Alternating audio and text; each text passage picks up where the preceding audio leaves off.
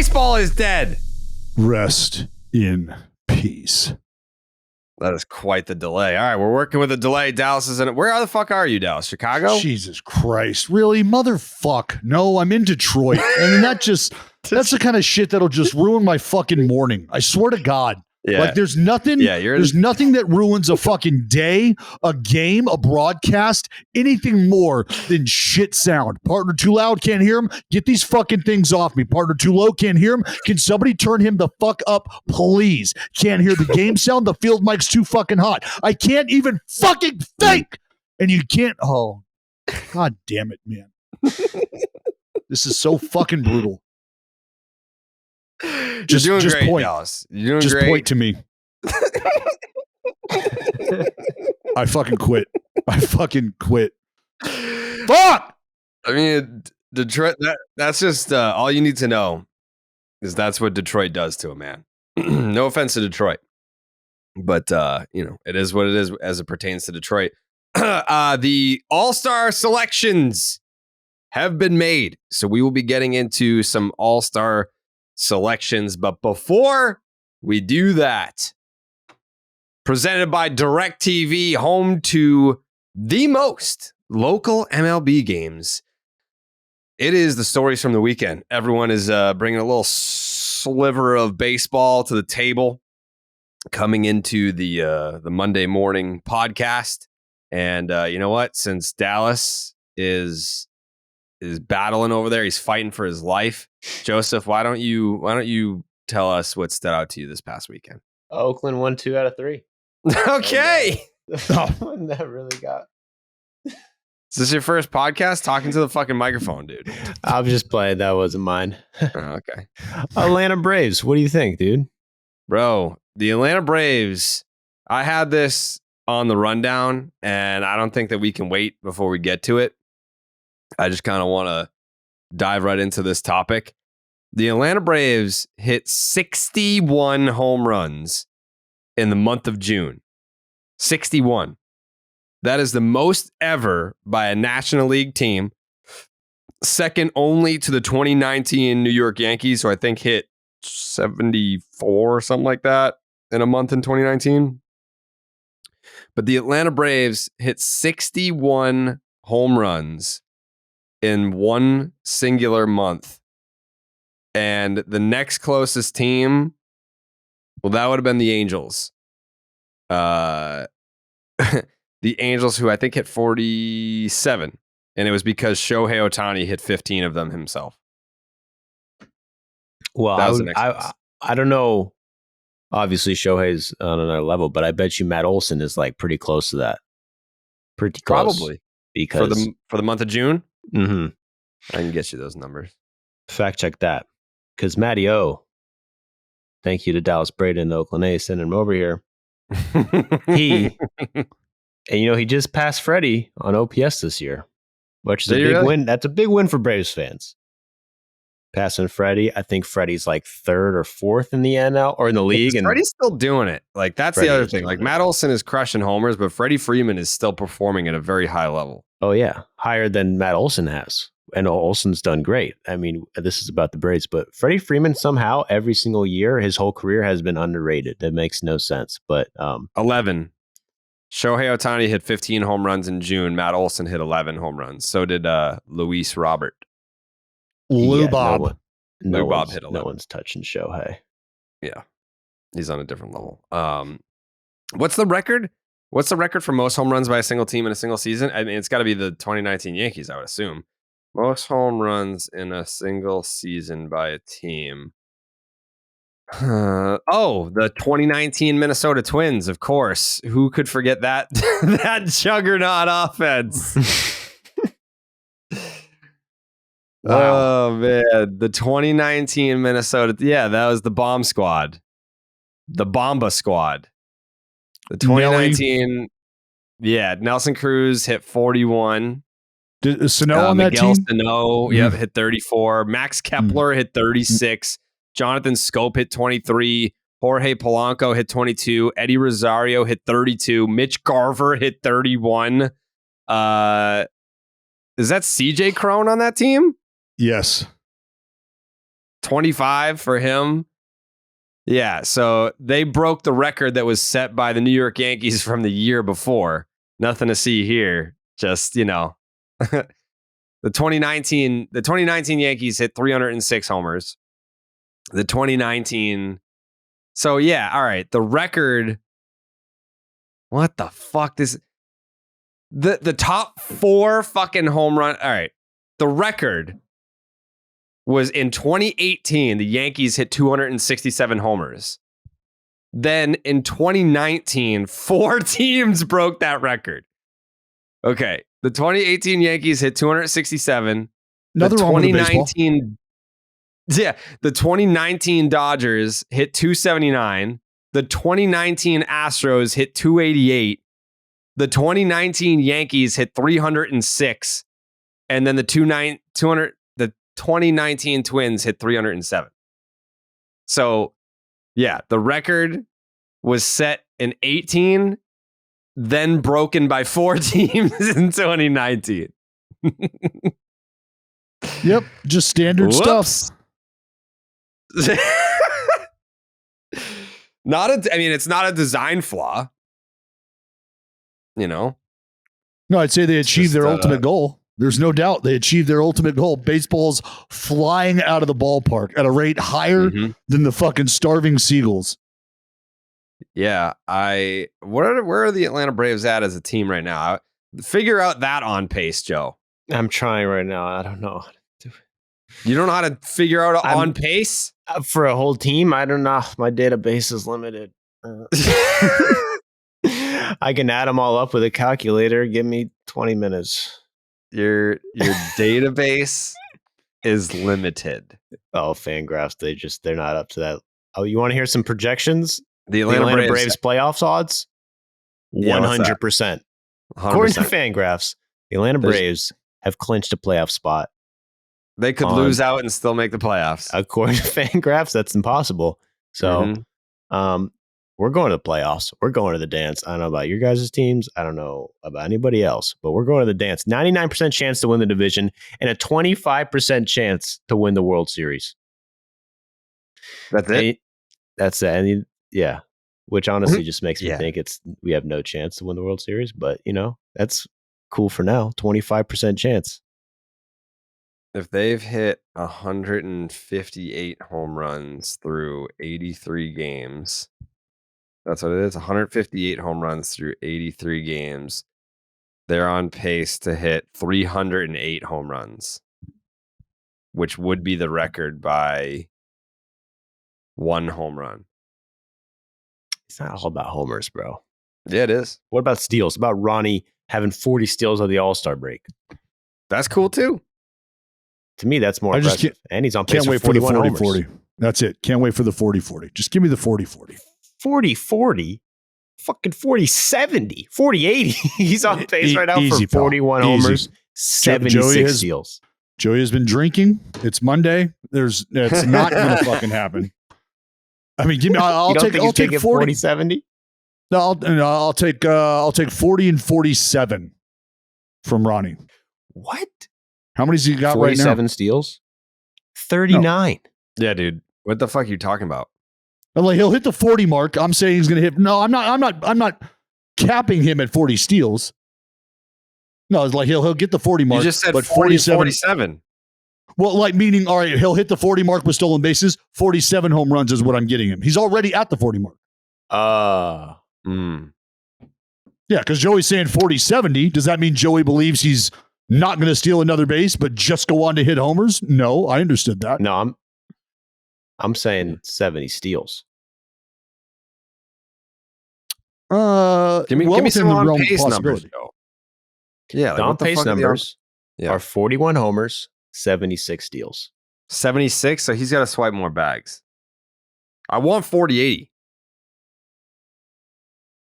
Yeah, I mean, hey, I don't know what the Braves' plan is, that they're going to have Ronald Acuna Jr. stealing every time he gets on base when they're up 30 fucking games in the division by August 2nd. But, I mean, personally, well, that's not even how that works. I mean, like, it's not like players only steal when the manager gives them the sign. Like, guys will just go.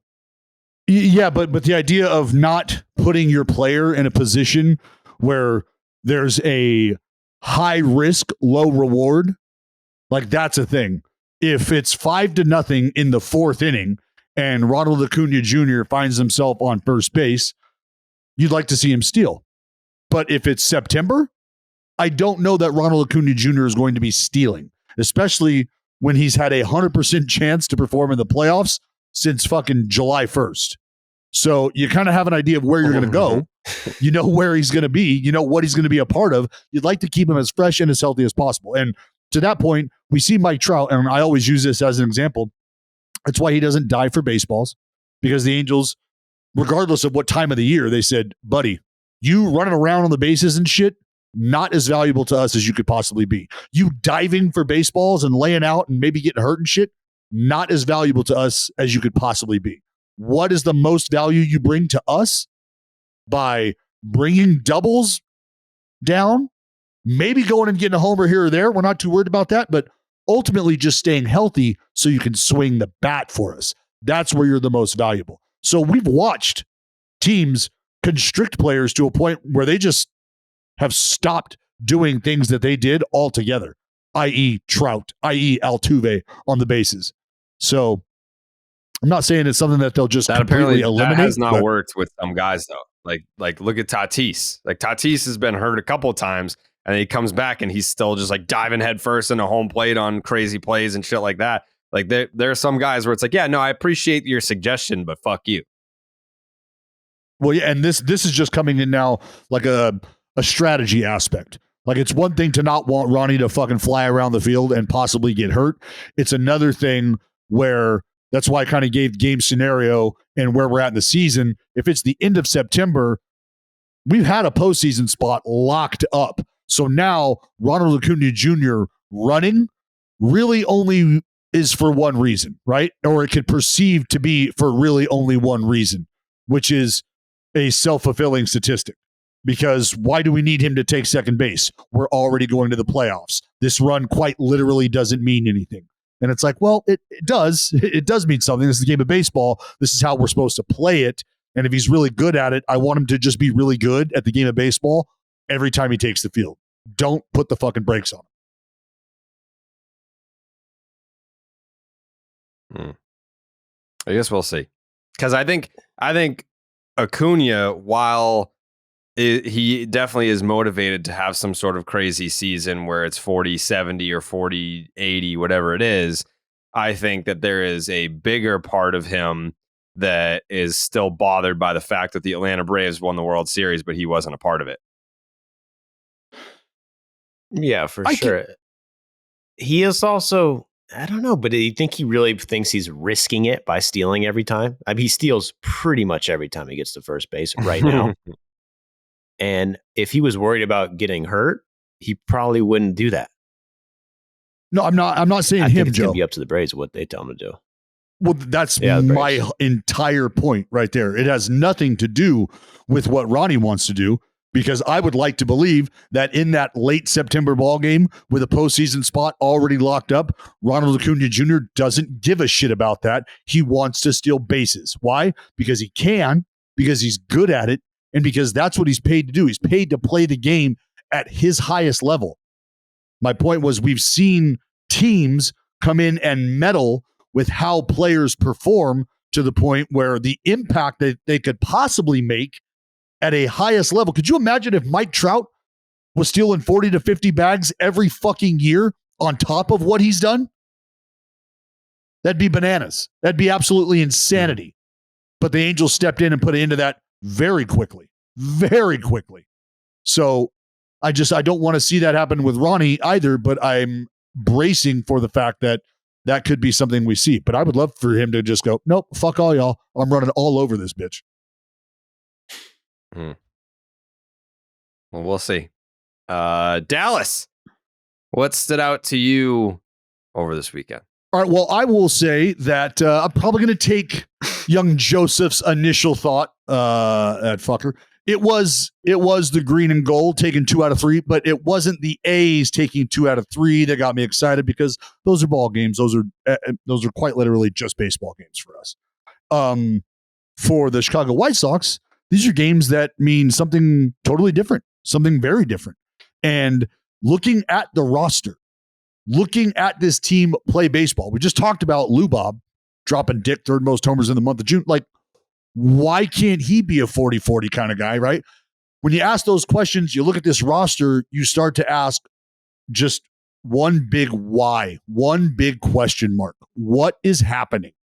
Why can this team not do enough to win baseball games to get them out of the position they're in and take over this division? What is preventing them from doing that? Because the talent is not one of those things, or it shouldn't be anyway. Are they cursed?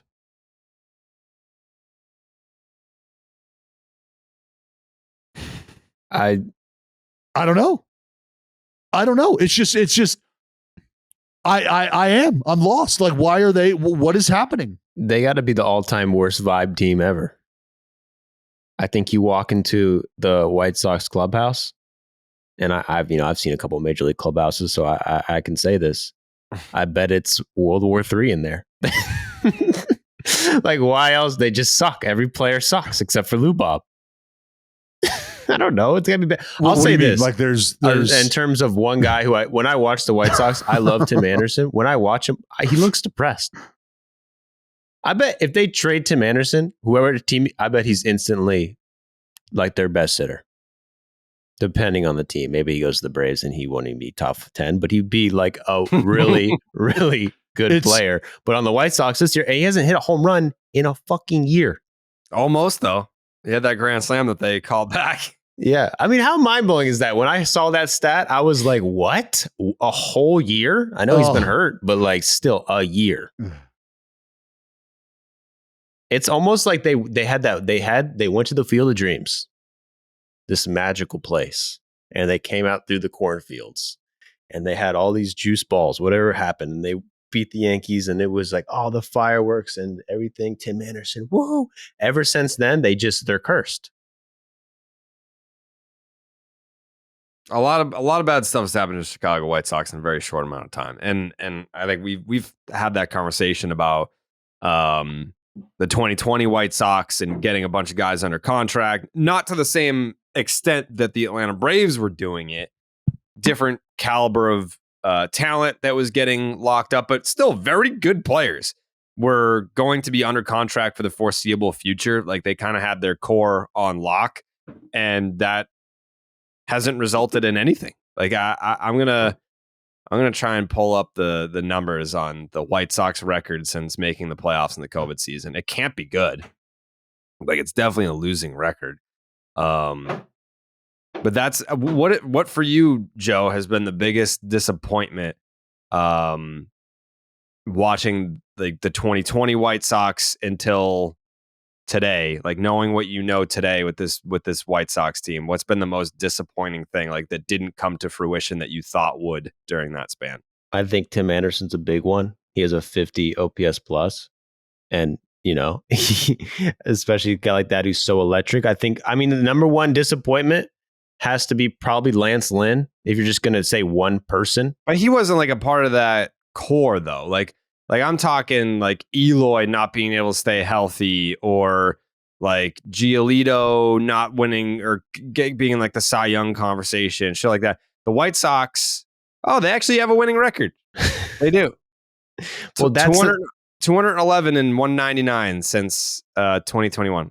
That's the problem. It's like, because it's not one guy, it's the whole team collectively underperforming, other than Lou Bob.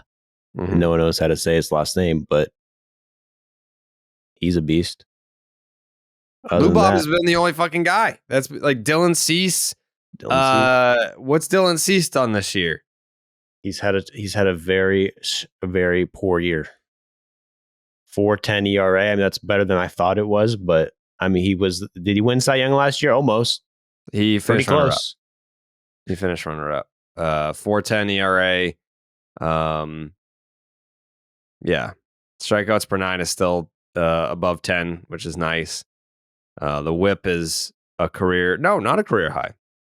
It's his worst since 2020. I mean, the reason why I bring up Lance Lynn is because I believe if he is, I think, last place in qualified starters in ERA right now.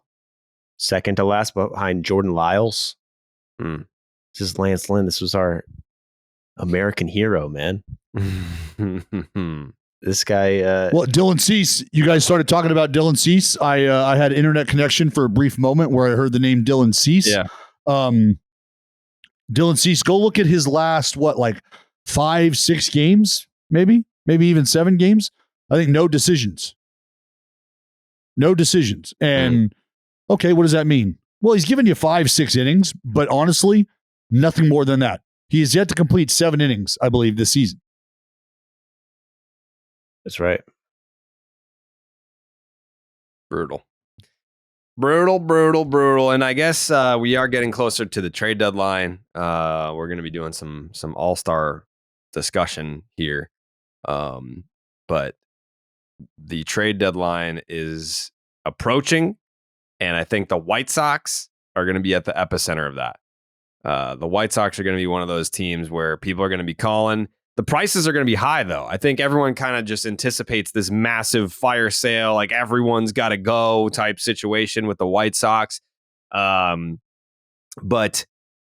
the premium on some of these players, like if you're calling on a Dylan Cease, guess what? That price is going to be fucking high. It doesn't matter if he's got an ERA over 4 this year. We all know what the talent is. Same thing with like a Tim Anderson. Like a Lucas Giolito is going to be a rental type player, but they've got some pieces that if you come calling to the White Sox, don't just expect them to be like, all right, yeah, you want this guy, you want that guy, here, take it, yeah. No, like they're going to be in a position to get some really nice returns on the players that would be potentially on the market. But yeah, is there any other team in baseball right now that has more talent that could be on the go than the White Sox? White Sox, I don't St. think Louis. so. I mean, yeah, I don't think so either. St. Louis, I guess. St. Louis is an interesting one. Well, that's all about who you're listening to. Like, who are you really legitimately listening to if you're in St. Louis? You know, like who are you listening on, I should say. Everybody. Yeah, there's talent. I think even a guy like Goldie. Yeah, like you could potentially listen on any guy on that roster. And you're not just going to wear it like it's a down season. We'll go get him next year. It depends on what their outlook is for the future. If you think you can compete, if you think you can go from this dumpster fire this year to next year being able to compete again, then no, you don't entertain trading some of your veteran star players. But if you think it's going to be a while, then yeah, why not? Because if it's going to be a while, then that's Nolan and Goldie. See you later. Mm-hmm. So yeah, I mean, it's tough. Not going to happen. Right. I don't think that's going to happen either, which is why I don't know that the Cardinals are any higher on that list of teams that have talent that could be on the move. But if we are looking at Goldie and Nolan Arenado as potential pieces to move, well, then that's a pretty remarkable group of talent in just those two dudes. But for the White Sox, we've just named a few guys who absolutely are talented enough, should they be having a better season, to be on a lot of people's radar. But if they were having a better season, the White Sox wouldn't be 5.5 out. And that's the problem. Yep. Yeah. Well, it'll be very intriguing. You know what skews all of this? And when you're talking about the Central with trading, it's like the divisions are so bad. Any one of these teams could do that. And just like, we're not going to trade anyone. We don't even have to be good and we have a chance. Right. That's what the next year or even that's what this has all been about. It's all like ever since the expanded playoff, that's what you just have to realize is a part of the group think now. That's a part of how these organizations are preparing, is there's going to be a line established where we won't invest any more than this, knowing what our landscape looks like, knowing what our odds are. I mean, I posed the question, I don't know if it was last podcast, but a few different times ago. If you've got a team that's spending $60 million and they're winning a division and they're competing and blowing the doors off teams who are spending north of $200 million. Well, if you were a business owner, what would you rather do?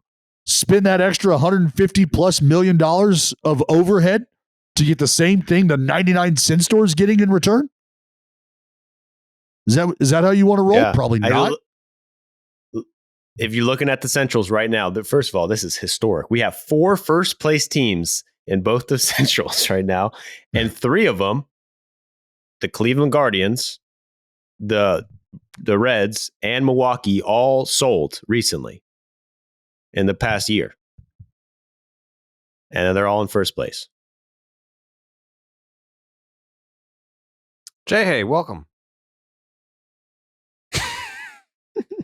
Jay cannot hear you. This has been the worst technological podcast of all time. Nailing it. We are fucking nailing it. Yeah. Dallas is on a 10-second delay. Jay, we cannot hear. Joey was not talking into his mic for the first segment. Hello, testing. It's hot. So hot. Hold on. Are you using a Less hot. magic We bullet good? for a microphone? Oh yeah, it's my new mic over at my brother-in-law's. Oh, he's so happy. That was a fun drive. Yeah, it's good to be off the road. Good to be on the podcast with you fine people. Yeah, welcome. All right, we got to take a break and talk about Zyn nicotine pouches.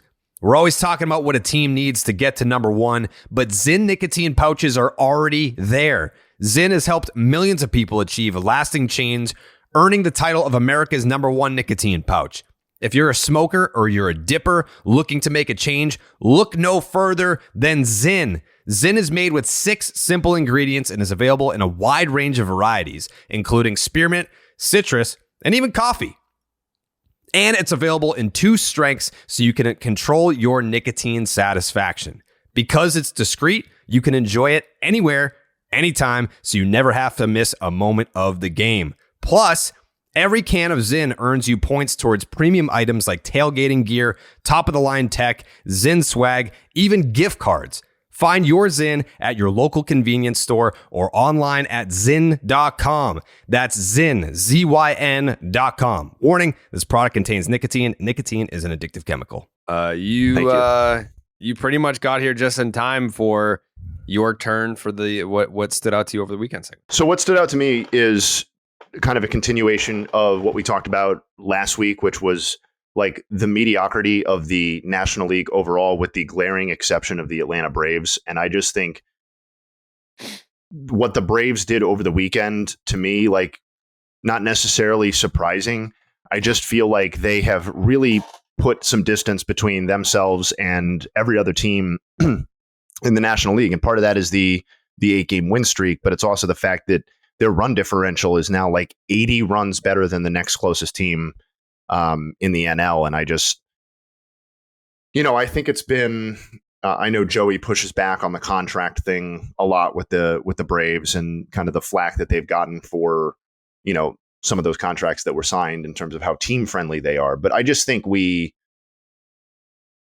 don't necessarily talk about how well the Braves have been built a lot, or we sort of take it for granted at this point. I just think that,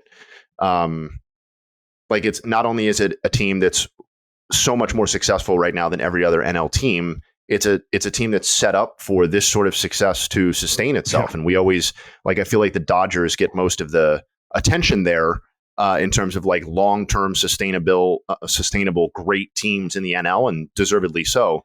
But there's no reason why this Braves core won't be doing this in 2 years, in 3 years, and like some of the names will change, but it's just well, Jay, that's what I took away from the weekend, is just kind of like a further opening up of the NL from what we talked about last week. Isn't though? Let me ask you this though, because I mean, I think the Dodgers have always been a focal point when we talk about organizational depth, but I think a lot of that has had to do with who they have continually had coming, and who they have not only had coming, but when they arrive, they've had an impact. I think this looks a little different in Atlanta because the conversation is about who's here and who's going to be here for a long time at the big league level. It's not necessarily about depth in the lower rungs that can come up and have an impact. We're talking about 7 guys in this lineup that you can account for over the next fucking 4 or 5 years. That's a completely different animal, in my opinion. Couldn't have said it better myself. Thoughts, Jay? You're just gonna leave him hanging like there? Yeah, I was hoping for more context clues, unfortunately, and I didn't get them. So I was ready to roll with it, but I have no idea what Dallas just said.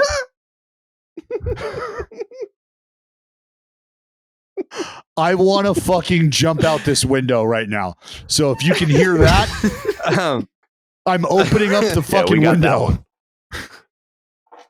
Jake, does it, even though we can't hear him, does Riverside still pick it up? It still picks it up, but if you don't know what he says, then it's tough. Yeah. Yeah. In terms of continuing the conversation, the fans will get to hear whatever gem that was. We just didn't. Yeah. That's tough. That's tough. Would you like me to Say repeat it again? No, say it again. Yeah.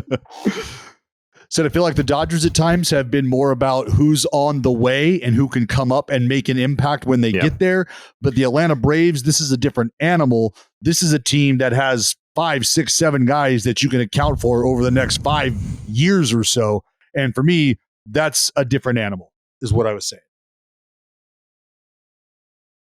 Yeah, it makes sense. And I don't know. I just think it's cool how the team's been built in a lot of ways too, because you've got a nice mix of, homegrown superstar, star level talent. You have some really, really sharp trade acquisitions that have aged really well. Like I think the Olsen Murphy trades were viewed well at the time and have only looked better for the Braves. In the 2 years since Olsen and in the season that we're seeing from Murphy now. I think it's a sobering reality. We talk about, is this season over, the Kunzel Mets stuff and like, when is it time to bail on this Mets season and Steve Cohen's payrolls and all that sort of stuff. And it's like, we're almost at a point where that noise may not end up mattering at all. Like it may not end up mattering whether the Mets do this or do that, because the Braves are so well set up with, you would think, some upward room in the event that like they wanted to take on payroll midseason, or when Ozuna's contract comes off the books, like presumably that slot will be replaced by somebody more productive than Marcell Ozuna. So it's a scary proposition for the rest of the East, I think. Yeah, but even that guy, I mean, he's got an 820 OPS right now. How the fuck did that even happen? No, that happened quickly. Like, what's better? Well, I think what the better conversation is it's more of a broader topic conversation, but Uncle Stevie ready to spend money. The problem is the one thing that money can buy when spent wisely is something Steve Cohen is after, but it doesn't feel like he's in a position to purchase the thing he's after most, which is that cohesive longevity. He's in a spot to go buy stars. And pay for their services. Well, we've talked about like the plan for spending the money is like you spend the money in the interim to help the roster, but the long-term plan is to build a farm system and a talent pipeline that can sustain you at something less than record-setting payrolls. And like that's a process. And the Mets are in some ways just kind of beginning that process, like post Wilpons. And like that's what the Dodgers did at the beginning too, when they started spending a lot of money, and then Friedman rebuilt the farm system, and that's how they became the juggernaut. But there was a lot of spending early. They just didn't really have like a Braves level franchise that was in their way to compete with. Like the Giants were winning World Series, but I don't think like the organization was like that. Yeah, I mean, the Braves have the luxury of every single guy they've ever called up has been a beast the second they call him up. And they haven't had a top farm system since like Ronald Acuna came up. But still, somehow they might have one prospect who is like in the eyes of scouts worth a shit, but that guy becomes Spencer Strider. Or look at who is second best WAR in the Braves right now? Any guesses? Murphy. I would have guessed Murphy. No.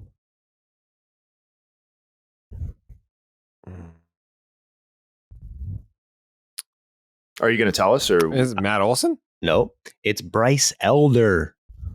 wow. Like, I don't know. What is his prospect ranking? Probably not high. The guy has the second best ERA in the league. And it's like, that's happened every single year on the Braves since 2018. It was Max Fried and Soroka. First it was Soroka, then it was Max Fried, then it was Ian Anderson, then it was Strider, now it's Bryce Elder. Every single year, they have a guy who's like top 5 in ERA as of rookie. And by the way, they're doing what we're saying they're doing. We're just kind of glossing over the fact that Max Fried and Kyle Wright have contributed basically nothing to the 2023 season. And they were intended to be massive parts of this team, and they were massive parts of this team over the preceding couple of seasons, Wright particularly last year.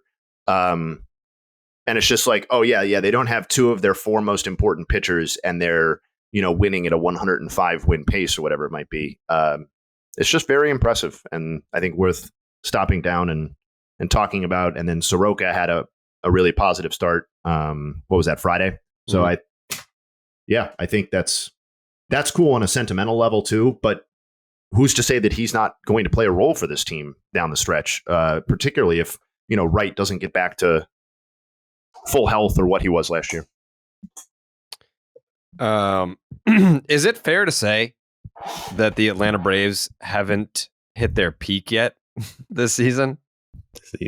That's kind of what I was getting at. Yeah. Yes.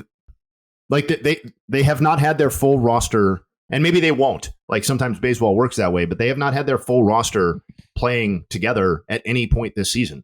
And they have a 675 winning percentage? That's crazy. Well, let's just think about it this way. Remember when the Tampa Bay Rays beat the brakes off of everybody for the first 2 weeks of the baseball season? And people were like, well, how the fuck? Yeah.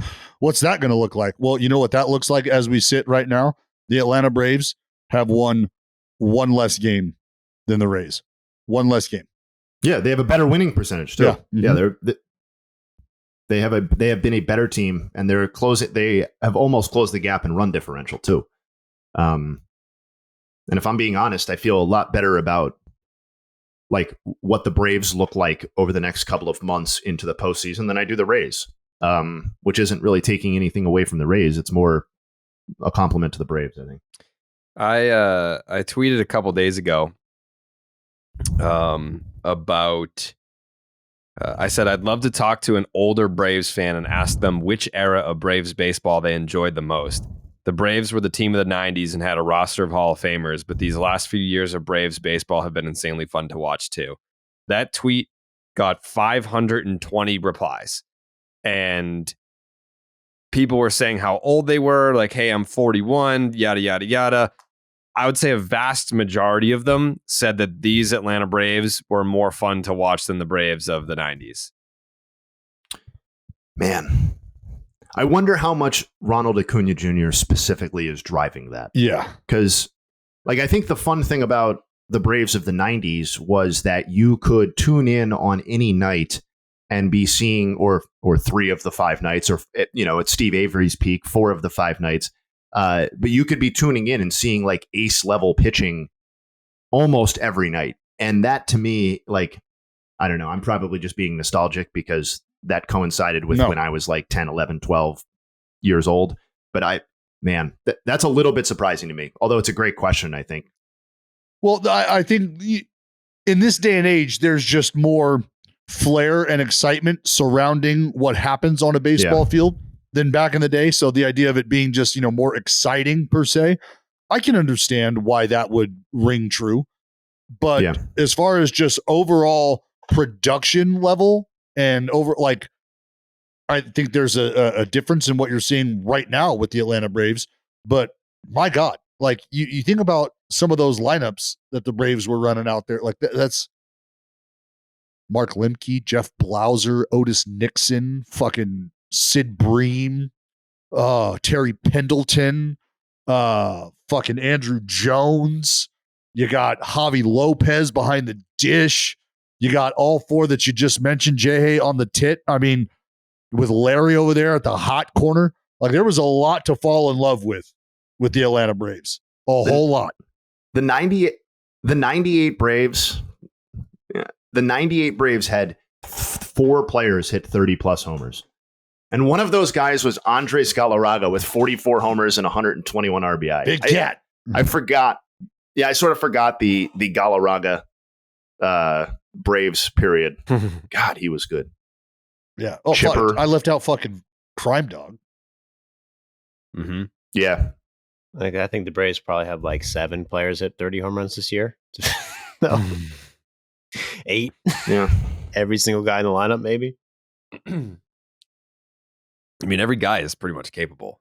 I mean, Ozzy already has 20. That surprised me. I didn't even know Ozzy 20 home runs already. It's the All-Star break, and I was trashing him. I said he can't hit lefty. He's crushing it lefty. I'm sorry. They're about at the that. All-Star break right now, and well, we're not even at the All-Star break right now. We're halfway through the season. Eddie Rosario has 14 homers. Sean Murphy has 14 homers. Austin Riley has 15 homers. Marcell Ozuna has 16 homers. Ozzy Albies has 20 homers. Ronald Acuna Jr. has 21, and Matt Olson has 28. So they have 7 guys that are will hit basically 30. halfway to 30. Yeah. Yeah.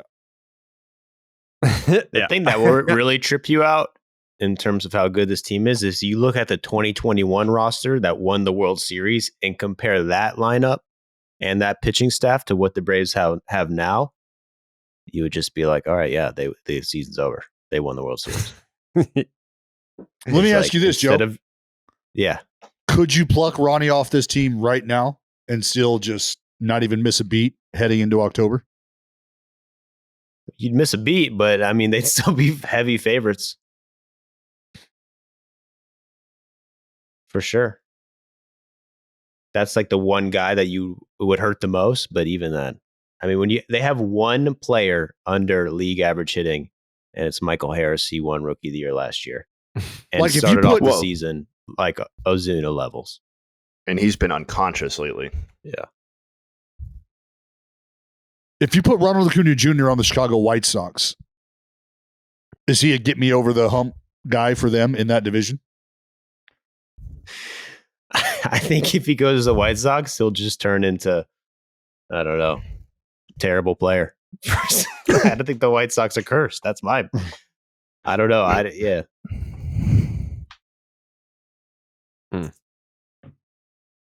Yep. Well, One player. I don't know. That's a good question, though. One player. I mean, how much WAR does he have? 3, 4 I mean, WAR already? Practically speaking, it probably is the difference between the White Sox winning the AL Central and not, in theory, because they're 5.5 back right now. Maybe. Yeah. That's what the White Sox should do. Make a fucking trade Yeah. for Ronald Acuna Just Jr. fucking go get Ronald Acuna. Yeah. Mm. What are they doing? Likely. The thing that stood out to me over the weekend is a subject that we hit on before that was a little bit on the negative side. And by a little bit, I mean a lot. It was a lot on the negative side. So it's only fair to follow up on the positive side. And that would be Alek Manoah's recent outing, which was yesterday. 5 innings, 1-run ball. He struck out 10, 3 hits, 3 walks, and he hit a batter. But 82 pitches, 47 strikes. That's a positive. 10 strikeouts in 5 innings. That's a positive. So, I mean, if it was anything like his last outing, I don't know. I don't know what the conversation would have been if he I think did we would that not be again. talking about it. Yeah. Yeah, it would kind of just be like sad and awkward and uncomfortable. But him going out there and having a good outing, okay, something to build on. Is he back? No. Is he fixed? No. But it's a step in the right direction when he had been taking a step in the wrong direction for about 3 months. So there you go. Thank you for that injection of positivity. Yeah. It's just proof I'm that always here success for is the not positive linear. That's what it is. Success is linear. Not linear. Not linear. Not linear. Okay. All right. Well, that's that. Baseball fans, you can be winning every inning with the hottest offers in the game from DraftKings Sportsbook. They've got you covered from top of the first to the bottom of the ninth all season long. Right now, new customers can bet just $5 to score $150 in bonus bets instantly. Plus, all customers can take a shot at bigger payouts with DraftKings stepped-up same-game parlays. Open the DraftKings Sportsbook app, opt in, and place your parlay by combining 3 or more bets from the same game. Every additional leg gets you an extra boost up to 100%. Step up to the plate now with DraftKings Sportsbook. Download the app, sign up with the promo code Jared, Jared. New customers can bet just $5 to score $150 in bonus bets instantly, only on the DraftKings Sportsbook with the promo code Jared. Gambling problem? Call 1-800-GAMBLER. In Massachusetts, call 800-327-5050 or visit gamblinghelplinema.org. In New York, call 877-8-HOPE-NY or text HOPE-NY. In Kansas, call 1-800-522-4700. On behalf of Boot Hill Casino and Resort, 21 plus in most eligible states, but age varies by jurisdiction. Eligibility restrictions apply. See DraftKings.com/sportsbook for details and state-specific responsible gambling resources. Bonus bets expire 7 days after insurance. Opt-in and 10-plus leg requirement for 100% boost. Eligibility, wagering, and deposit restrictions apply. Terms at sportsbook.draftkings.com/baseball terms. Some home run derby news. Pete Alonso is putting his name back in the hat. Pete Alonso will be competing in the home run derby, trying to win it for the third time. The only other player to do that, Ken Griffey Jr. Mookie Betts is going to be doing the home run derby, which I thought was interesting, even though he is on pace for a career high in home runs this year. Are there more? Yep, just in Adley Rutschman. Oh, let's go. Randy Arozarena. Love that. Julio Rodriguez is getting back in the action after last year. And I don't know that this was the year to do it, but Vladimir Guerrero Jr. will be participating in the home run derby. Did I see? No Juan Soto. But your boy Ronald Acuna Jr. said, I think I'm going to take a break from it. I think there's other players out there that deserve to be a part of it and be showcased in it. Who knows? Maybe I'll do it again in the coming years. But for right now, Julio Rodriguez, Vladimir Guerrero Jr., Mookie Betts, Randy Arozarena, Pete Alonso. That's only 5 names. How the fuck? There's only 5 names, and it's a week from today. Oh yeah, we're still waiting on the final 3. Mm-hmm. I got to be honest though, barring like some really dumpy names in those last slots, I just think baseball deserves credit for getting the home run derby to where it is right now, because there was a stretch there 6-7 years ago where this event looked like it was on life support. In much the same way that lots of All-Star weekend events across sports have been on life support. And not only did they make rule changes, which we don't need to rehash necessarily now because everybody knows them, but that saved the home run derby. But what it has also turned into is a legitimate promotional vehicle for bright stars in the game. And I just don't think that was always the case. And I think they deserve credit for getting the participation of people like Julio Rodriguez and Adley and Vlad and people like that, because, you know, Pete Alonso's thing is great. I think it's awesome that he has embraced being the home run derby guy. But I think it's a success because of the other people that are also participating, and that stars want to or are being induced to participate successfully. And I think baseball deserves credit for that, because it was not destined to go this way with the home run derby. They had to be proactive about it. So, yeah. So we're waiting on 2 names because that article did not have Adley Rutschman in it. And that was just announced 2 minutes ago. So we're waiting on 2 more guys. I guess, who would you want to see fill up those last 2 spots? Schwarber? Yeah. Schwarber did it in DC in 18. Yeah. That's why I think it should be. I don't really care. And he has 22 home runs, so this is not a great example of that. But I mean, last year, what I was saying, you should just get the fattest guys to be in it. Like, I don't care how many home runs you hit this season. Like, I just want like the best home run hitters to like really go for it. You know, I know Schwarber's definitely in that category. You want Danny Vogelback? I want Bach in there. Yeah. Danny Burgers. Is Soler in it? Burgers. No, he's not, but he should be. He should be in it. Mm-hmm. Obviously, Julio should be back, put on a show. Yeah, I think that's way better than like having like somebody like even Acuna. Like we've seen Acuna, he's the most exciting player in the league. He's not that good at home run derbies, apparently. So we don't need him, you know, hitting freaking line drives. He hit all his homers to right field. Yeah, I think Bregman did it in 19. That's just like not a home run derby type guy. Exactly. And that's when you say like Vladdy, is he hitting a bunch of bombs this year going off? No, but you know, in the freaking derby. 19 in Cleveland. He almost killed people. And that's what you want to see, dude. Just dinger after dinger after dinger, dude. 19 was the first home run derby where they changed the rules so that they were like, yeah, like you can't, like it's timed and you can't throw a pitch until the ball lands. They completely ignored that rule with Vladdy. Yeah. So he would hit like a moon bomb that was still in the sky, and then he had a heat-seeking missile that was coming in underneath it. So everyone was distracted looking up at the sky, and then here comes a fucking line drive home run into a sea of people that are looking up. It was crazy. It was absolute chaos because me and Dallas were out in right field on that like right field porch, or no, left field, the left field porch, and he was just hitting lasers. Had two balls in the air at the same time. Fucking. That was probably the highlight of that whole trip was Vladdy's home run derby. Who ended up winning that one? Because it wasn't him. Oh. Which one are we talking about? 19 in Cleveland. Pete Alonso. Yep. Pete Alonso won that one? Yep. Yeah, he kept top spinning balls into the fucking top of the wall. Robo Dallas. I can't remember. I know that whoever was 2019. Harper won 18, Alonso won 19. There wasn't one in 20, and then Alonso won in 21.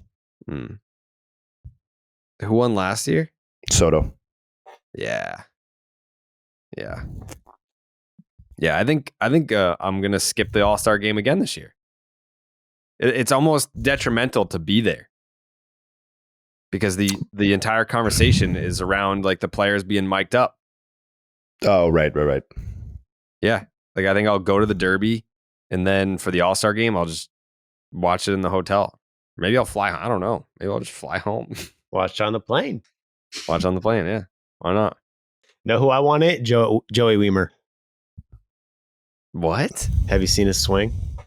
No. You've never seen Joey Weimer swing? Bro, it's slow pitch softball. It's Really? one of the sickest things. And he's got 11 homers this year. But come on. I'm trying to think of like Shohei Ohtani. That was probably the most disappointing home run derby participant of all time. Well, come on, dude. He had a great, didn't he he did pretty good. He lost to Soto. He got hot. I remember being very disappointed in 21 in Colorado. Yeah, well, he was hot. Yeah. Yeah, it was not. It's not what you think it would be because his home runs are loud and long and their exit velo out the ass. Like he seems like he would be the prototypical best home run derby guy of all time. I think he is. I think he is. I think he had a tough minute and a half. And we can't also judge this guy on a minute and a half of batting practice. He got hot and was hitting bomb after bomb after bomb after bomb. I think he hit the furthest one. And it was a tight race against Soto. But I don't want Shohei in the home run derby. He needs a break.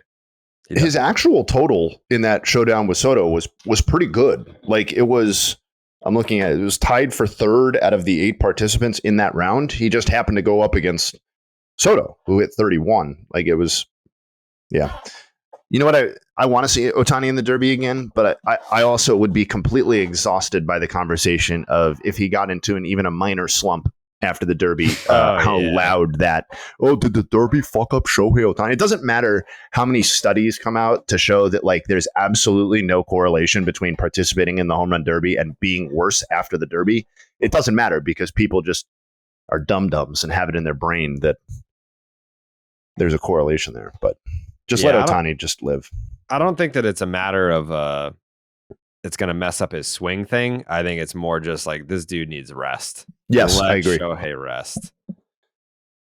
Yeah, he's absolutely. And then you have to figure like the social aspect of it too, because not only are you going out there and exhausting yourself in a home run derby, playing in the All-Star game, pitching and hitting in the All-Star game, but the media and it's just people in your face, and you are the star attraction. Like you are the guy that everyone wants to see, everyone wants to talk to. You're probably being pulled in 8 million different directions. That has to be exhausting. Like certain people can handle that. Certain people like that spotlight and the attention and all that. But there are some people where it's like, abso-fucking-lutely not. This is not my cup of tea. But he doesn't have a choice. It's not like he can be like, you know what? I'm not going to participate in any of this media nonsense. You're the face of baseball globally. Yeah. I this is not to engender any sort of pity for Shohei Ohtani, obviously, or baseball players in general. But I don't know that unless you've been to behind the scenes at the All-Star game working or in some other capacity, I don't think people appreciate how much those guys are dragged into in terms of media obligations and responsibilities prior to participating in either the Derby or the All-Star game. Like those guys are just getting, particularly someone like Shohei, who, as Jared rightly pointed out, is the face of baseball. They're just getting run ragged in terms of the stuff that they're being asked to do on those events. So I think it's wise for Shohei to sit this one out. Yeah. Dallas is also wise to sit the rest of this podcast out because that was the worst internet of all fucking time. Holy shit. So you'll get Dallas Braden back on Wednesday, but he was over there battling. I feel bad for the guy. He wants to get his takes out. Guy likes to talk baseball, and the Detroit Wi-Fi said, nay. Not today, pal. Yeah, Not he did today. apologize. Yeah. We need to get who's like the face of Detroit? Eminem? Just like generally? Yeah. Michael Lorenzen. I think it's Little Caesars. Little Caesars. Yeah, we need someone to apologize on behalf of the city of Detroit for taking away what would have been a great podcast. Still going to be a great podcast, but it could have been better. By the way, quick Detroit story. The only time, last time I was there, I left the rental car that I had used in the hotel parking lot and flew home with the car keys. So what do you do? Mail them back? Yeah, I mailed them. I mailed them back to them, and they had to go get it from the parking garage. Quick note on the Miami Marlins, since we were just talking about the Atlanta Braves. So everyone was talking about whether or not the Miami Marlins are for real because of their run differential. And if you check the standings this morning, they have lost 3 straight games, but they are still firmly in second place in the NL East. They are 11 games above 500, but everyone points to their negative 22 run differential. Well, I'll have you know, the Miami Marlins run differential versus the Atlanta Braves is negative 54, which continued after your boy got ambushed, Jay Hay. Yeah. Ambushed. All the regression came in one start for Yuri Perez. Ambushed. That was tough to watch. I chose not to. Yeah, that was bad. I didn't chose not to. It was over by the time I turned the TV on. The adjective that I've been using for what the Atlanta Braves did to the Miami Marlins, they got dildoed over the weekend. It was a disgrace.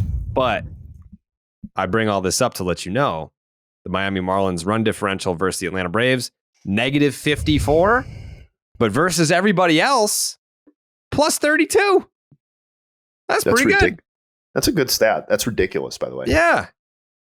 That's pretty good. I think if you did that calculation with the Marlins for the past like 5 years, you'd get kind of like, oh, damn, Marlins are kind of not As embarrassing as we thought. The Braves just slap them in the face every time they play. Right. Like if plus 32, you're in the neighborhood of the Minnesota Twins plus 31. The New York Yankees are plus 32. The Los Angeles Angels are plus 33. The San Francisco Giants are plus 36. And the Arizona Diamondbacks are plus 37. That puts you in the same neighborhood as teams like that. Teams that we respect, teams that we talk highly of, teams that we talk about a potential postseason in their future. That's the same neighborhood. It's really just the Atlanta Braves that bully the Marlins around, and that's why we don't take them as seriously, and that's not fair. Well, it is also kind of tough. Like the Marlins' hot streak in June was against like Oakland, Kansas City, White Sox. Then they played Seattle.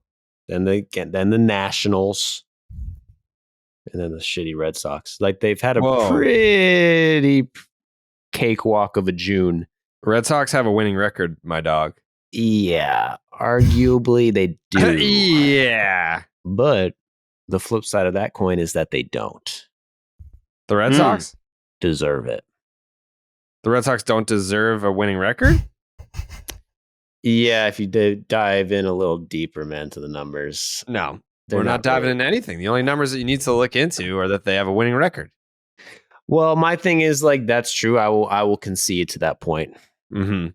But they probably the best team the Marlins played all June. Besides if the Braves, Red Sox were the Cedar Rapids Red Sox, they would be in first place. Well, let's make it happen. That sounds like an investment the franchise would make. Heim, what are you doing? Mm-hmm. The Cedar Rapids Red Sox would be in first place. They have a better record than every team in the AL Central. Yep. Good. Last place in the AL East, though. Like 43 and 42 will get you first place. That'll get you fourth place in the AL West. That'll get you third place in the NL East. That'll get you.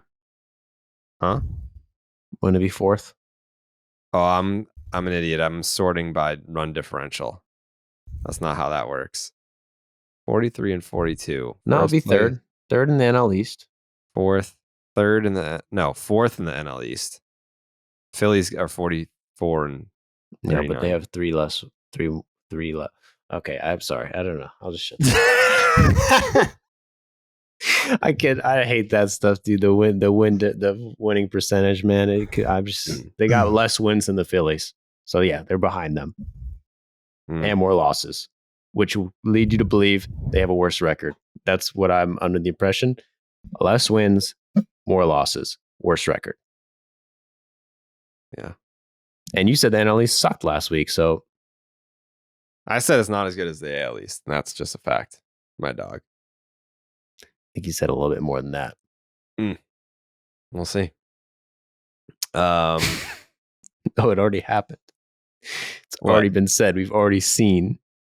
And I don't think anyone's going to go back and listen. So let's just call it a truce. Red Sox are good again. Yeah. All right. What am I supposed to make of my baseball team, Jay? I mean, it's a game above 500. I mean, I hope it's almost sweeping the Blue Jays. They are, if you woke up on July 3rd from a coma that you slipped into in March and someone said the Red Sox are 7-0 against the Blue Jays and 5-1 against the Yankees. Like you're probably thinking, damn, we're in pretty good shape. Or no, it's the other way around. I'll have to look that up. They have one loss against those two teams, and they've played 2 series against them. They're 7-0 against Toronto.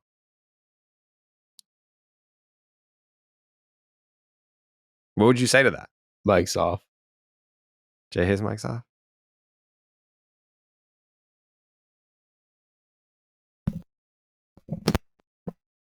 Hello? Back. Sorry, I must have touched something. To answer your question, what would I tell you about the Boston Red Sox? I think a couple of pods ago you referred to them as mid.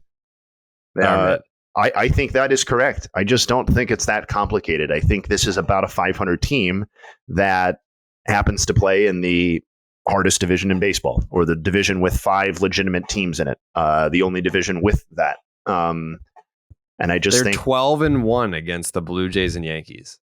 yeah, so you would think that they would be better than 1 game above 500 if that's the piece of information you got at the beginning of the season, like you said. I just, I think they are a fine team. I just don't know what's more interesting to me is where do they go from here? What is the path forward for this team? Is it, and you're more equipped to answer this, but like, are they just counting on internal development of like their young or young-ish players? Like, is there a free agent coming up that you've already identified as somebody that they're going to like?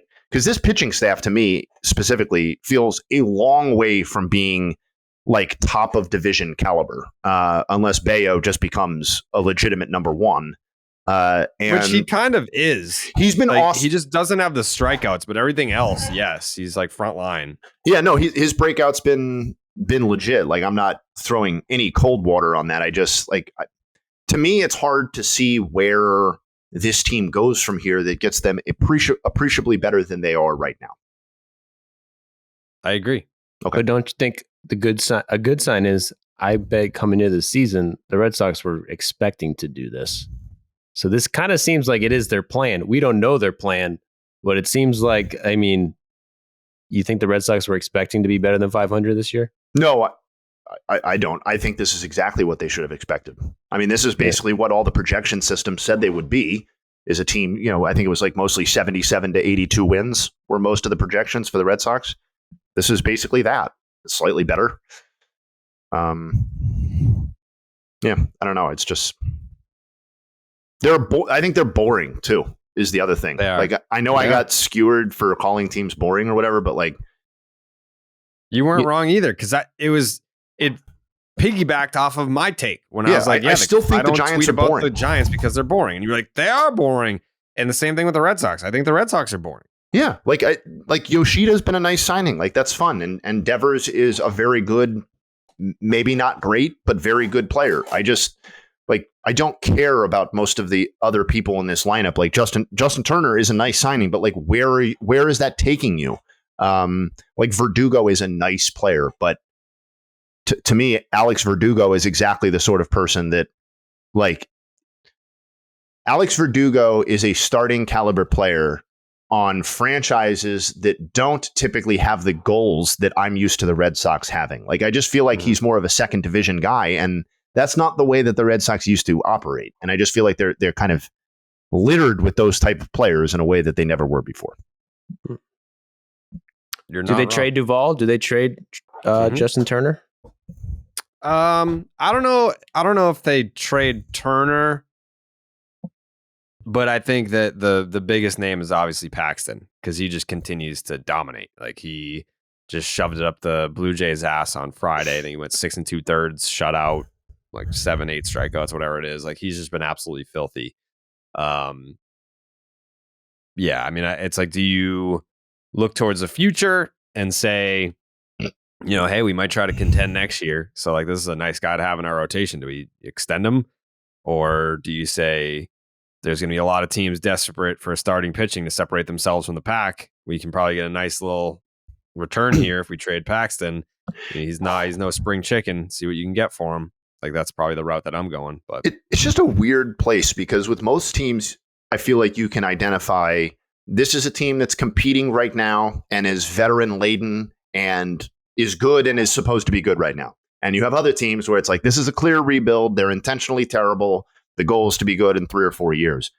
I'm sure there are other teams that this describes, but the Red Sox are in this like kind of clunky, yucky middle area where it's like, they're not super young. They're not old. They're not competing right now. They don't have a farm system that's just like overflowing with talent that's on its way up. It's just they feel stuck in baseball purgatory. And just I guess I already said this, but I just don't know where they go from here, or what this organization looks like 3 or 4 years from now, that has them in a much better spot. well, that's depressing. Yeah, sorry about that. I remember how magical the 18 season was for you, and I that was a lot of fun to both participate in and watch you do your thing. And I want that again for this podcast, for Name Redacted, and for you. How are we getting there? I don't see it either. You're right. You're not. You didn't say anything that's incorrect. It's just more. I just like to get at least not even like a championship, just one more serious run before like I'm 40.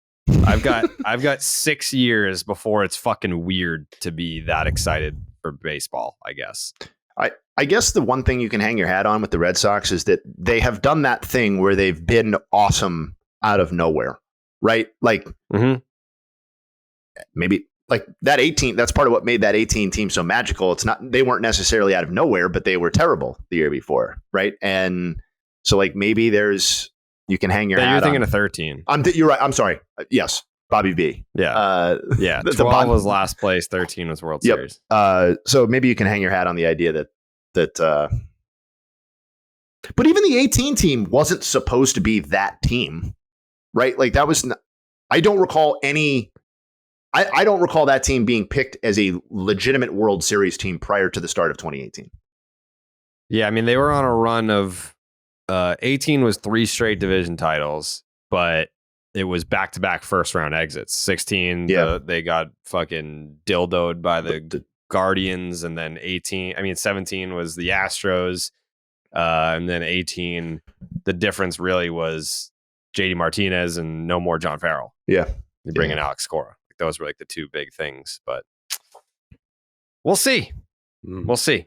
I think when we were talking earlier, who has like the most trade pieces? The White Sox, maybe the Cardinals. I think it's the Red Sox because you got Justin Turner, 1-year deal. Kenley Jansen, All-Star. I think that's the guy that you could get probably the most out of. Like maybe Chris Martin. I mean, Kenley, you get a lot. Chris Martin's had the better season. Kenley's got another year left.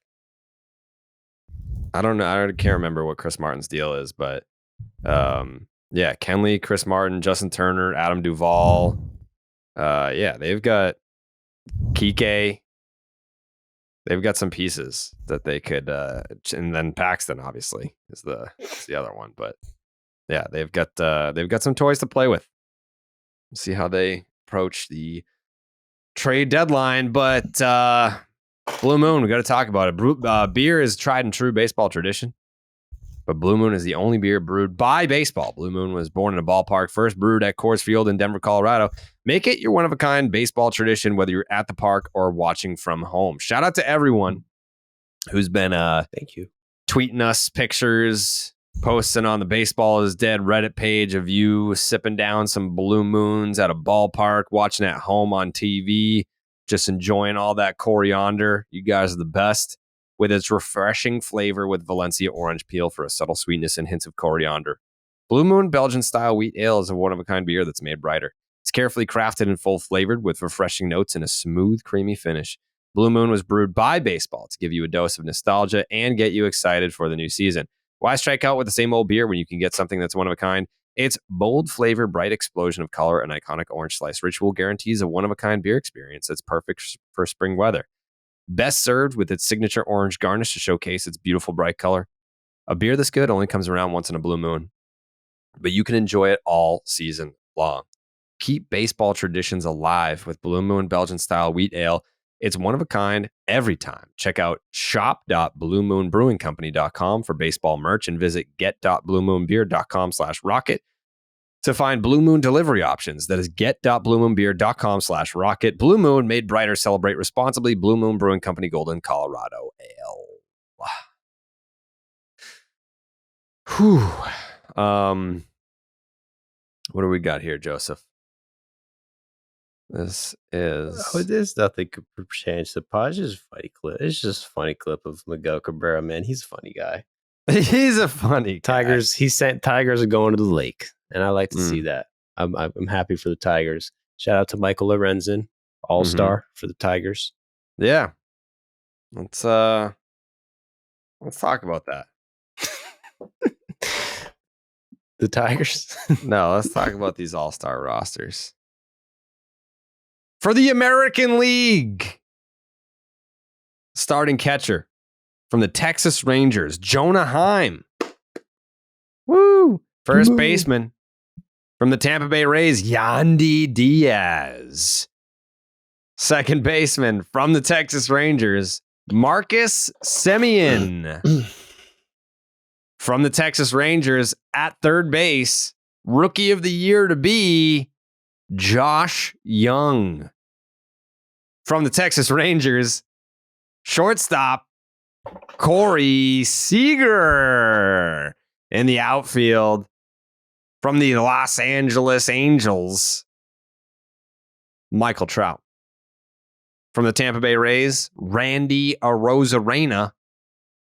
Somehow, some stupid way, from the New York Yankees, Aaron Judge, which is very dumb. So, and then at DH, you know him, you love him, Brent Rooker. Shohei Ohtani. Brent. In the National League, it's basically like the All-Star game is going to be the Braves versus the Rangers. Rangers, yeah. Behind the dish from the Atlanta Braves, Sean Murphy at first base, basically from the Braves. Freddie Freeman at second base from the Miami Marlins. Luis Arias, third baseman from the St. Louis Cardinals, Nolan Arenado. Also from the Atlanta Braves, shortstop Orlando Arcia. Also from the Atlanta Braves, outfielder Ronald Acuna Jr. From the Dodgers, outfielder Marcus Lynn Betts. From the Arizona Diamondbacks, outfielder Corbin Carroll. And then at DH, you said he was washed up. Turns out he's the starting DH for the National League All-Star team from the Doyers, Julio Daniel Martinez at DH. And just run through some pitchers here. Felix Bautista, Luis Castillo, Emmanuel Clase, Garrett Cole, Nathan Eovaldi, Kevin Gausman, Sonny Gray, Kenley Jansen, Michael Lorenzen, Shane McClanahan, Shohei Ohtani, Framber Valdez. National League, Alexis Diaz. Is it Camilo? It's Camilo. Doval. Bryce Elder, Zach Gallen, Josiah Gray, Josh Hader, Mitch Keller, Clayton Kershaw, Justin Steele, who just interviewed, probably have that podcast on Wednesday. Spencer Strider, Marcus Stroman, and Devin Williams. This is the 10th All-Star selection for Clayton Kershaw, by the way. Reserves, you got Salvador Perez and Adley Rutschman, catchers of the American League. The National League, Elias Diaz, Will Smith, Bo Bichette, Vladdy Jr., Whit Merrifield, Jose Ramirez, Ozzie Albies, Pete Alonso, Matt Olson, Austin Riley, Dansby Swanson, Yordan Alvarez, Adolis Garcia, Austin Hayes, Luis Robert Jr., Nick Castellanos, Lourdes Gurriel Jr., Juan Soto, Brent Rooker, and Jorge Soler. He's got to be in the Derby, Soler. Come on. Yeah. What are we doing? Got to be doing it. Who's the biggest snub, do you think? Tatis. Tatis is a snub.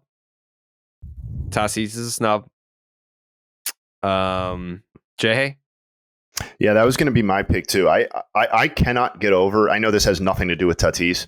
I cannot get over that Michael Lorenzen is an All-Star. Like nothing against that man personally. Don't know him. Don't care. But like, has to be on the short list of the most embarrassing for the team All-Stars in recent history. Like when he was announced, I rushed to his reference page because I was like, have I just missed this outstanding Michael Lorenzen season? Like, did I just not register with me? No. He's got a 4.28 ERA and 14 starts. And he's 2-6. So it's not like he even has some like weirdly lucky win-loss total that got him in. How do they not send Miggy? That was going to be my very next point, is like, what is the purpose here, and why is the answer like let's just run back the Albert Pujols experience basically and put like I know Miggy's still technically playing baseball beyond this year, but like I don't know. What do you mean? I'll tell you why. He's retiring at the end of the year. Miggy's not going to the All-Star game. He's going to the lake, bro. Yeah, all that. Jay didn't see it yet. It'll make sense later. Okay, It'll make sense later. All right. But they did that with him. Miggy got in the game last year too, right? It was him and Pujols. I guess that's true. This is what Joe's talking about right here. Let's go to the lake. To 8. It's warm. We're gonna win the game to 8, and we go to the lake after. Okay? Mamba. I'm gonna go to the lake and have fun and play dominoes and watch the beach. You bad in domino. Oh, What you talking about? I'm really good at dominoes. No. Yes. You know how to count. What? You know how to count. What? Say it again. Count. They're wearing bucket hats. He just wants to go to the beach. That's all. So I bet they did ask Miggy, hey, you want to go to your 50th All-Star game? And he said, no, No. I'm going to the lake. Good for him. He's doing it right. You know, the other thing that stuck out to me about some of these All-Stars is like how like NL third base, I feel like has been like this hotbed of like high-end MVP caliber talent between like Machado and Arenado and like the rise of Austin Riley and stuff like that. And you go to the leaderboard, like I know Arenado's the guy this year. It's not a particularly strong All-Star candidacy for Arenado, I don't think. But Heimer Candelario is leading NL third baseman in wins above replacement. And it's just like, what happened to this position in the NL? And like, I know Ellie, whatever. We can talk about young players coming up, but I was just like, damn, man. There is not a great case to be made for an NL third baseman right now. Yeah, why is he not in it? Heimer. Jamer. Is that how you pronounce it? I think I just don't think he is being given a lot of respect for his season. It's not. I guess his war is a lot of defense, and everybody hates on defense. And he plays for the Nationals, and it's like, yeah. Do we need? I mean, I'm not complaining that Arenado's not an All-Star. Maybe the Tampa Bay Rays called the office and we're like, don't put him in as an All-Star because we're having problems with his attitude. Wander Franco is tied for the 4th best wins above replacement in Major League Baseball. It's Ronald Acuna Jr., Shohei Ohtani, Luis Robert, and both Mookie Betts and Wander Franco tied for 4th. Yeah. And he's not an All-Star. I wonder. It's not even close. I wonder what the explanation for that is, honestly. Don't know. Don't know. Very weird. Yeah, I'm It's very. I don't like that one team has to have a guy. I don't. Yeah, this isn't Little League. I don't like that either. Like that rule is made. Like the Little League, every kid has to play rule is made so that the kids don't cry when they go home. But the All-Star thing is like, oh, we want fans of all fan bases to tune in and watch. Do you think Tigers fans are tuning in to watch Michael Lorenzen? Or do you think that they're tuning in to see like the stars of the game? They're like, we haven't seen good baseball all year. Like we want to tune in to see the stars. Yeah, I'd be pissed. I have to watch a Tigers player now. They've been ruining my whole summer. Now they're back on. And I had a 3-day break. And also, it's very possible that Michael Lorenzen doesn't even participate in the game. Yeah. So, like, what are we doing? What are we doing? I thought that was a rule too. They don't have. Yeah, no, actually, it's not. I made that up. I thought they had to use everyone. No, that's called the Bud Selig anti-rule. Yeah, that was. Yeah. I think 2011 maybe. There was one year, 2009, 10, somewhere in there. It was at the very end of his career, but Tim Wakefield made the All-Star team, and I'm pretty sure he did not enter the game. Yeah. Yeah, I mean, practically speaking, I mean, you need to keep a pitcher or two, right? And nobody needs to fucking see. It's a showcase. Nobody needs to see Michael Lorenzen pitch.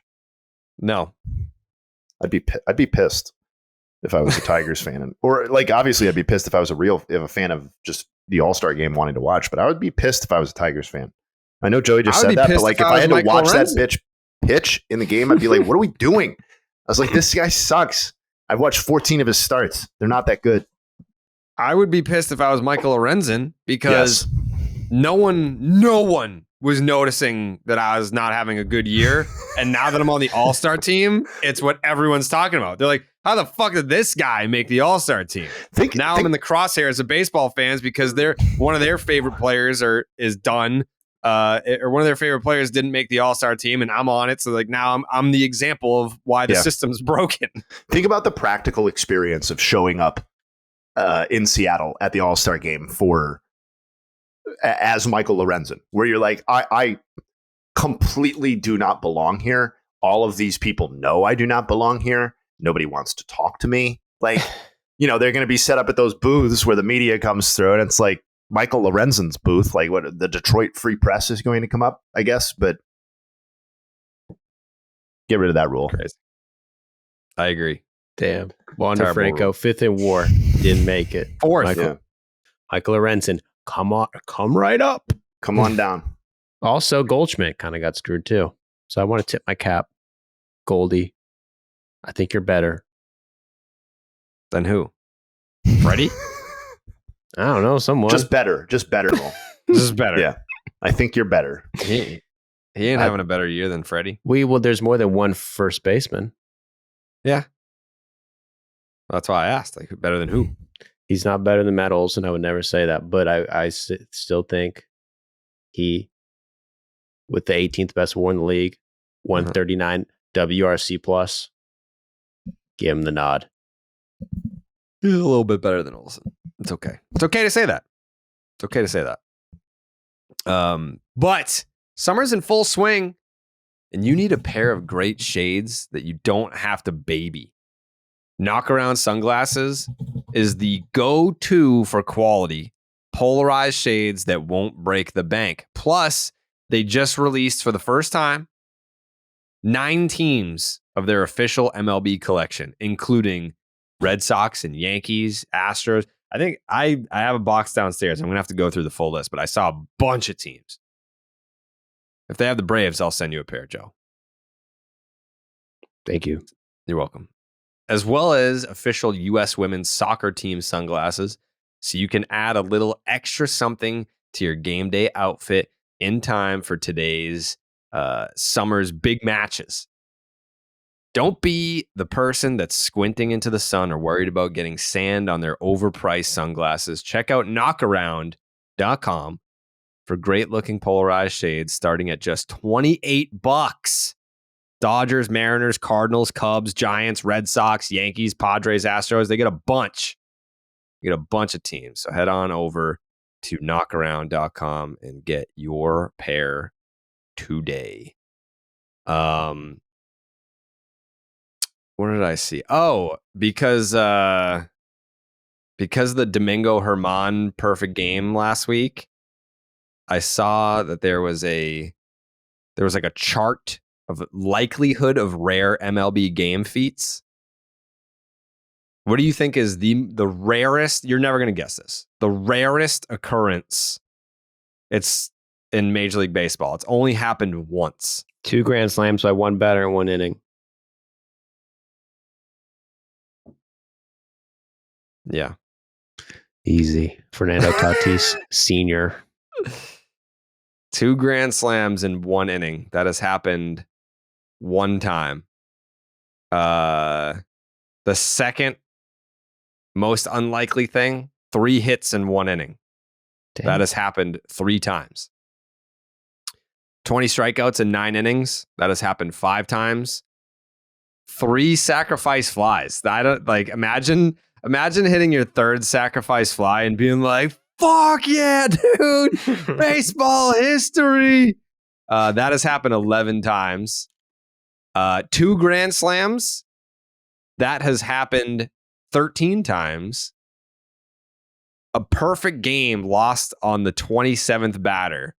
That has happened 13 times. That's more infrequent than a perfect game itself. There's been 24 perfect games. 13 times a perfect game has been lost on the 27th batter. The unassisted triple play, that's happened 15 times. A 10 RBI game has happened 16 times. The 4 homer game, 18 times.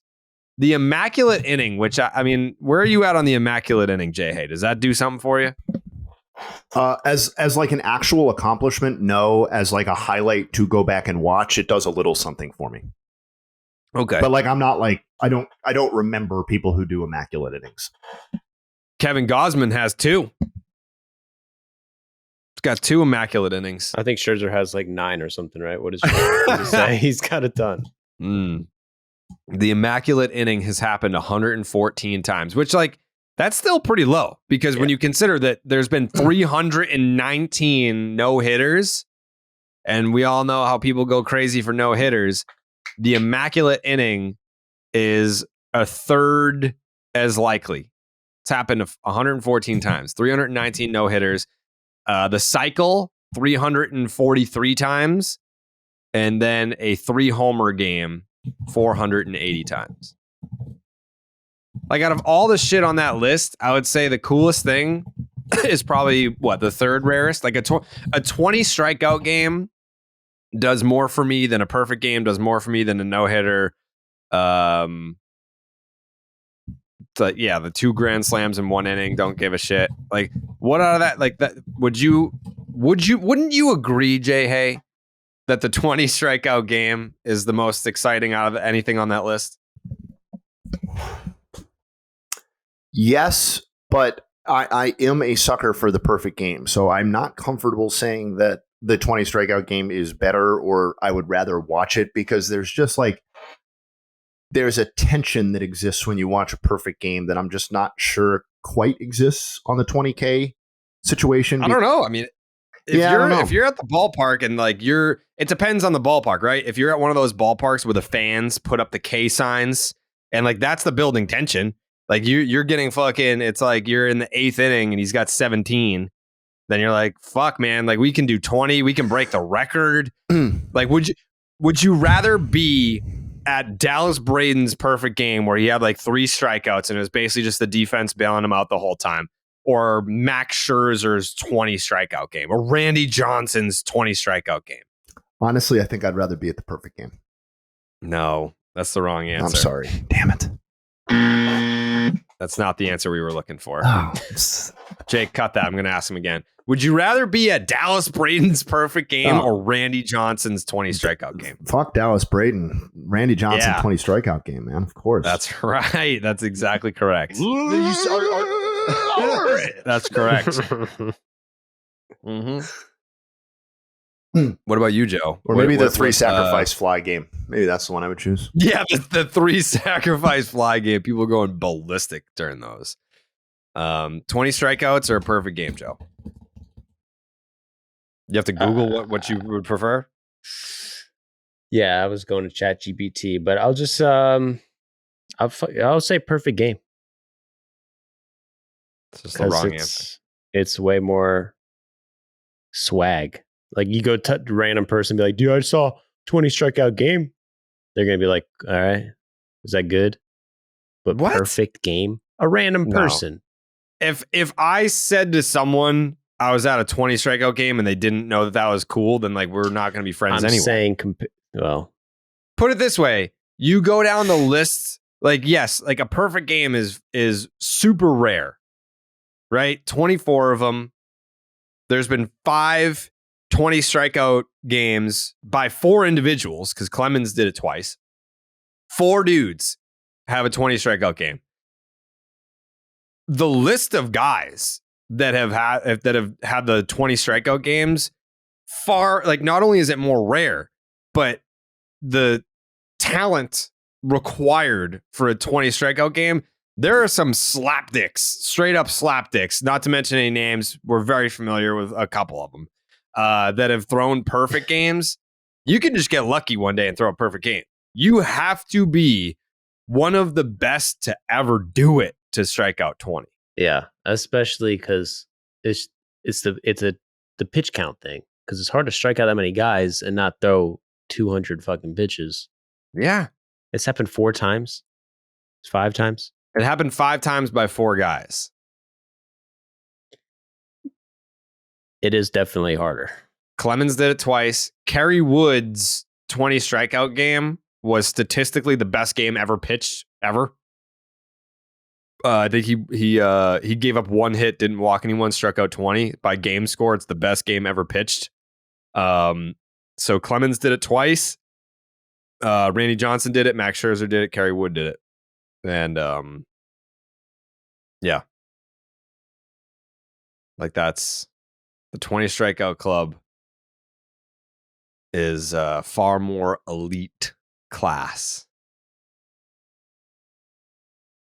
than the perfect game club. You know? I guess, you know what? I'm not even going to put it to a poll because the recency bias, you're going to get all like the Yankee jerk offs being like, obviously a perfect game, bro. Like it's the perfect game, bro. That's the best game that you can throw, bro. Like, I don't know if you realize that, bro, but 20 strikeouts, anyone can do that. But perfect game, Domingo, bro. You kidding me? It's perfect. You could have a 20 strikeout game and lose, bro. I do think that's actually a pretty good point by that guy that you're making fun of him. And I'm thinking, you're saying, I'm like, yeah, being perfect is better. If you strike out 20 guys, give a couple hits. What are you doing? Lose. What are you doing? Giving up hits. I thought you were good. Yeah. If you're good, how are you giving up hits? You can still strike out 20 and lose. I think Chris Sale struck out, 17 a couple of years ago and lost to the Rockies? He's a loser. He's not perfect. He's a loser. He's just not perfect. Oh, man. Well, it is what it is. We've never talked immaculate grid. Oh, Aroldis Chapman. Yeah, we'll hit Aroldis Chapman. Aroldis Chapman traded to the Texas Rangers. When I started the rundown on Friday, that was on the top, and it made it to hour number 2 because who gives a shit? But the Texas Rangers being aggressive, go out there and get Aroldis Chapman. That's that was their, I don't want to say their greatest weakness. It might have been their only weakness was their bullpen, the back end of the bullpen there. You go out and add Aroldis Chapman, who's still throwing 102 miles an hour. He came in and pitched in the 7th. He's not going to be closing games for them, but yeah, my first question when the Rangers added Aroldis Chapman was, to whom will he be giving up the game-winning hit to end the Rangers' postseason run in a couple of months? That's just what he does. He has done that countless times in his postseason career. The Rajai Davis home run was off Aroldis Chapman, the iconic Rajai Davis home run. He's got like 3 home runs in his entire life, but one of them is off Aroldis Chapman in Cleveland during the World Series. He gave up that Mike Brasso homer in 2020. He gave up the Jose Altuve homer in 2019. Guy just sucks in the playoffs. Can't get it done, but good move by the Rangers. You got him closing over Will Smith? No, I just said no. Rewind. You got Will Smith closing over Roldy Cheeks. Roldy Cheeks. Roldy Cheeks. You got Will Smith closing over a Roldy Cheeks, dude. Sure about that? I don't know, man. What? I mean, he pitched in the 7th yesterday. Yeah, which surprises me. I mean, I guess only time will tell. You questioning Boch, bro? Hey, that's Skip for sure. But I mean, Boch has made mistakes as well. For sure. Just kidding. I mean, sure he has, but I'm thinking of the Ron Washington famous mistake of not putting in the defensive replacement for Nelson Cruz. That wasn't Boch. He didn't manage the Rangers until this year. Right. So glad we got that straightened out. Brother. Jay, hey, what do you think about the Aroldis Chapman move? I think it's a low risk, necessary move, whether it was him or someone else. I think that bullpen needed some help, and he seems to be much more effective pitcher than he was last season. So I don't. Mm-hmm. And listen, if it doesn't work out, you move on, I guess. Plus, I do think this gives them enough of a window here to see what his addition does to the bullpen, and if they, decide that it's sufficient, then they can go to, put their resources elsewhere in terms of trade acquisitions. But they also have like a month now to figure out whether they need additional bullpen help. So I think it's a smart move to do it early. I like the pickup. Other than the fact that Aroldis Chapman's like a piece of shit, but can't forget that. Couldn't have. Yeah, you can't forget it. Could not have worded that better myself. That clip of my Domingo Germán clip went mega viral, and I didn't even retweet it. I didn't even share it. That thing just took off, and I was like, you know what? I'm gonna sit this one out. I didn't like it. I didn't retweet it. I didn't share it in any capacity. 2.6 million views. Wow. 2.6 milli. Yeah. That's what the perfect game does, dude. Yeah. People wait until you see my fucking my 20 strikeout rant that I got up my sleeve. That's coming up. Yep. It's gonna be Germán's about to. I'm predicting a 21 strikeout game for Germán. For Germán this year? Yeah, 22. You think so? I mean, he's hot. 22 now? He's hot. Man on a mission. Well, I mean, if you want to go see Domingo Germán's next start. Oh, I do. I got his jersey. You got his jersey. You got to check out Game Time. Buying tickets to your favorite event shouldn't be this stressful. Game Time is the fast and easy way to buy tickets for all sports, music, comedy, and theater near you. With killer deals on last-minute tickets with their best price guarantee, you can stop stressing over tickets and start getting hyped for all the fun that you'll have.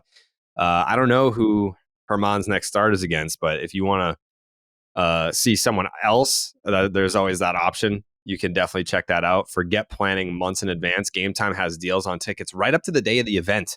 Get exclusive flash deals on tickets for football, basketball, baseball, concerts, comedy, and theater, and more. The Game Time guarantee means you'll always get the best price. If you find tickets in the same section and row for less, Game Time will credit you 110% of the difference. Get images of your seat before you buy so you know exactly what to expect when you arrive. Buy tickets in a matter of seconds. 2 taps and you're set. Tickets are sent directly to your phone so you never have to dig through your email.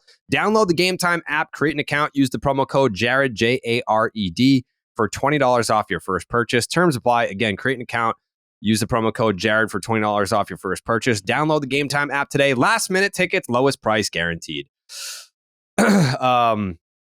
Is there anything else you guys wanted to hit on? I just had one final thought. What's that?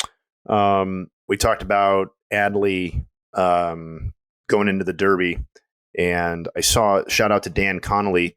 Obviously, this one's in Seattle at T-Mobile Park. Apparently, when he was 8 years old, Adley Rutschman won the regional pitch, hit, and run competition in Seattle in what is now T-Mobile Park. So kind of cool that, 17 years later, he'll be going there and participating in the real home run derby. I thought that was not a traditional nugget, but I thought that was kind of cute. That is pretty cool. Okay. We love Adley Rutschman. We do. He's on my bucket list of future podcast guests. Well, when he listens to this episode, he'll know that he's on the bucket list, and then we'll just have him on probably later this week. Yeah. Jake, book Adley Rutschman, please. Thank you. Joseph, final thoughts? Something that cool happened last week. Mike Trout just got up to number 30 on the all-time WAR list, which just blew my mind. He passed George Brett. Wow. He passed Chipper Jones. He's passed Joe DiMaggio, passed Clemente, Jeff Bagwell, Pete Rose, Brooks Robinson, Griffey, Johnny Bench, Derek Jeter, Reggie Jackson, just to name a few. And how old is he? 30? It's absolutely insane. Absolutely insane. And we all forget about him because we're sucking off Shohei, as we should, because he's the best to ever do it. But Mike Trout is also the best to ever do it. Yeah. My final thought, speaking of Shohei, I am noticing, and I tweeted this, I noticed that my Shohei highlights, when I tweet them out, they are reaching people who don't give a fuck about baseball at all. But I'm seeing a lot of I gotta start watching baseball. Like this dude right here is a real deal. Like because of him, I want to watch baseball. I'm seeing that, and I don't think I've ever seen that with anyone else. Like even when Tatis was at his peak popularity, Mike Trout, I mean, you name it. Like there's been plenty of stars during the Twitter highlight era. I don't think I've ever seen multiple tweets coming in from people that are admittedly being like, I don't watch baseball. I'm not a baseball fan. But like, if this guy, like, how do you not sit down and watch this guy? I get this all the time, but whatever. On my You YouTube videos. Yeah. I don't even like baseball. I love your videos. Now I watch them, but just. Oh, okay. Yeah. So maybe you put me in a final thought.